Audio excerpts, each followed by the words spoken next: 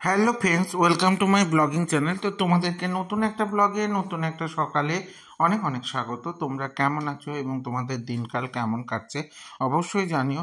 তো তোমাদের সঙ্গে আমি শেয়ার করে নেবো আজ এমন একটা ভিডিও যেটা আমার খুব মনের কাছের ভিডিও, প্রাণের ভিডিও বলতে পারো। কারণ আমাদের যে জায়গাটা মানে আমি যে গ্রামে থাকি সেই গ্রামের নাম হচ্ছে পূর্ব মেদিনীপুর জেলার ময়না থানার অন্তর্গত সুদামপুর গ্রাম। তো সুদামপুর, সেই সুদাম যে চরিত্রটার মতো সেই সুদামপুর, তো সেই গ্রামের নিবাসী আমি। তো এখানের দেশ পুজো মানে দেশ পুজো কিন্তু আমাদের চৈতন্যদেবের ছত্তিশগড় বংশ অনুযায়ী দেশ পুজোতে ষড়ভুজ গৌরাঙ্গের পুজো হয়ে আসছে বহু বিগত প্রাচীন ক্লাস থেকে। প্রাচীনকাল থেকে এই দেবতার স্বরূপেই পুজো হয়ে আসছে আমাদের দেশের ঠাকুর। তো সেই ঠাকুরের আশীর্বাদ না নিয়ে পৈতে দেওয়াতে আমার একটু আপত্তি ছিল, তাই আমাদের একটা নেমন্তন্ন বাড়ি ছিল। তো সেখানে পাপাইকে নিয়ে যাওয়ার আগে ষড়ভুজ গৌরাঙ্গ দেবের কাছে প্রণাম করাতে নিয়ে গেছিলাম, কারণ কোনো শুভ কাজ সেখানে দেশের ঠাকুরের কাছে প্রণাম না করলেই নয়।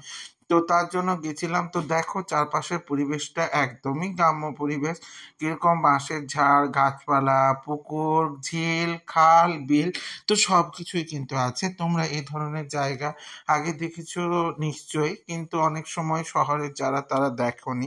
তো দেখো জায়গাটা বেশ সুন্দর দেখতে হবে, সবুজ সবুজ, সব কিছু সবুজ এবং সব কিছুই সুন্দর।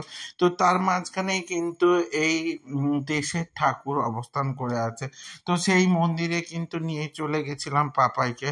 তো আমি, মৌলি, পাপাই তিনজনেই কিন্তু যাচ্ছিলাম। দেখো পাপাই হাঁটছে, এরপরে গিয়ে ও প্রণাম করবে। একটু গিয়েই কিন্তু আমাদের ওই মন্দির। আগে যখন পাপাই ছোট ছিল ওর ভ্যাকসিনেশনের জন্য মাঝে সাঝে এই মন্দিরের সামনে আইসিডিএস স্কুলটাতে আসতে হতো। পাপাইকে সেটাই বলছিলাম, তো পাপাই বলছে এখানে আমি আসতাম। ও তো বড় হয়ে গেছে, ভুলে গেছে। তো পাশেই হচ্ছে মন্দির, এইটা হচ্ছে আইসিডিএস স্কুল এবং এর পাশে কিন্তু ষড়ভুজ গৌরাঙ্গ দেবের মন্দির অবস্থান করে আছে। তো সেটাও তোমাদের দেখাবো, তো দেখতেই পাবে। তো দেখো এই হচ্ছে মন্দির। তো তত বড় মন্দির না, কিন্তু আমাদের কাছে প্রচুর মাহাত্ম্য ধরে। না, মন্দিরের ভিতর সেভাবে কিন্তু লাইট ছিল না। তো পঞ্চতত্ত্বের যে দেবতাদের মানে স্ট্যাচু করা আছে, তার সঙ্গে দেখো ওই দেখো ষড়ভুজ গৌরাঙ্গ দেবকে দেখা যাচ্ছে। ওখানে কিন্তু পাপাই প্রণাম করে নেবে। তো পাপাইকে নিয়ে যাওয়ার কারণ এই মন্দিরে ও যাতে প্রণাম করতে পারে, ওই মন্দিরের আশীর্বাদ নিতে পারে। তো আমাদের এই যে দেশের ঠাকুর এর পুজো হয় কিন্তু হোলির সময়, মহা সমারোহে মহা ধুমধামে অনুষ্ঠান সহকারে পুজো হয়ে আসছে বহু প্রাচীনকাল থেকে। তো সেই মন্দিরের অংশ হিসেবে নিজেকে বা সেই দেশের অংশ হিসেবে নিজেকে ভীষণ পরিমাণে গর্ব অনুভব করি। সেই মন্দিরের কাছেই কিন্তু পাপাইকে পৈতের আগে প্রণাম করতে নিয়ে চলে গেলাম। তোমরা কে কে শুভ কাজের পূর্বে এই ধরনের মন্দিরে বা তোমাদের যে দেশের ঠাকুর সেখানে প্রণাম করতে নিয়ে যাও, নিশ্চয়ই সেই সম্পর্কে তোমাদের মতামত বা অভিমত আমি কিন্তু শুনে নিতে চাই।